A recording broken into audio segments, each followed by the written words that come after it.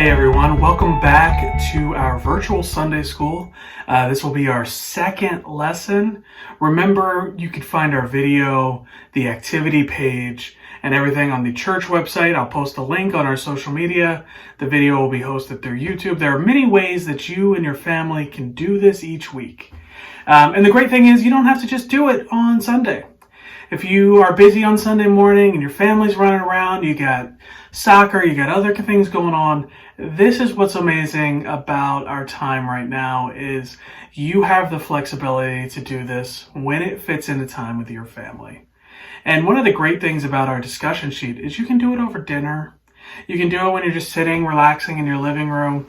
This is a space that is created to hopefully make it easier for all of you to be a part of our Sunday school program and to be a part of the amazing story that God has given us through the Bible. All right? So last week we talked about how God created everything.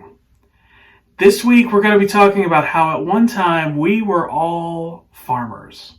This continues our creation story, and we continue moving forward. So let's read the story together. And then toward the end of the story, I'm going to share a little bit more. And then I'll give you a little bit of an overview of what's going on your activity sheet today. Okay? Here's our story this morning called We Were All Farmers Once. This is another story that God's people told about the beginning of the world. In this story, they wanted to tell us why they were farmers.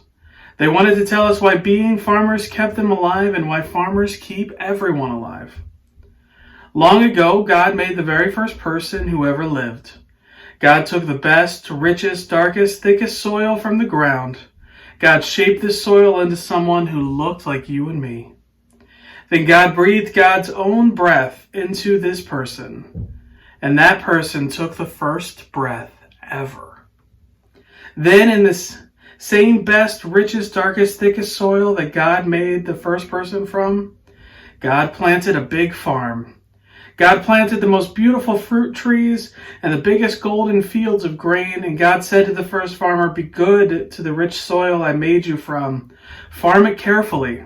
Grow the best fields and orchards you can. All your food will come from them, and you'll need food to stay alive." Pretty soon God thought, wait, one farmer can't do all this work alone. So from the same best, richest, darkest, thickest soil, God made all the farm animals to help the farmer. God made big oxen to carry loads, sheep and goats to give wool and milk. God even made dogs and cats to keep the farmer company. God decided this was a good time to make all the wild animals too. So God did. Pretty soon God thought, wait, we need a family, just one person with all these animals. That will never work. So God made another person. And then the world had two parents who could start a family and work on their farm together. Long ago, all families were farmers who grew all the food they ate on their own farms. Today, most of us aren't farmers. But here's the thing. All the food your family eats, farmers somewhere have grown for you. Do you know who they are and where those farms are? We're blessed in the region that we live in to be able to just drive a little ways and see these farms. Yesterday, we took the family to see Sweet Apple Farms, which is a local place that a lot of people love. You see the dairy cows, you see the sheep or the goats and the ducks and the pigs, the chickens. This is a working farm that they've opened their doors so that we can see how this world works.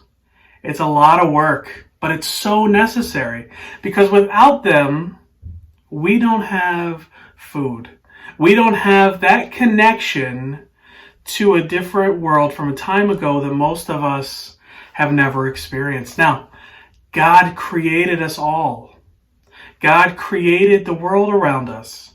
God gave us these things so that we could know how important it is that our food be taken care of, that we take care of the earth, and that we care for the animals. That's a big deal and something we all need to remember. Now, I told you I was going to give you a little overview of your activity sheet. Remember, last week it's broken down into 3 sections. There's a few discussion questions for you and your family. From there, there's an activity you can go and physically do, or an activity that you can quickly do at home based on your flexibility and your availability. Now, and then at the very bottom, there's a time for meditation and prayer. Take some time with that this week. Share what's going on in your life with your family. Pray that prayer together. And above all of these things, remember, this is made so you can adapt it as you need it. Spend 5 minutes on it. Spend an hour on it. Whatever works for you and your family, that is the most important part of this. I hope you all have a great week. We miss you terribly. We can't wait to be together again.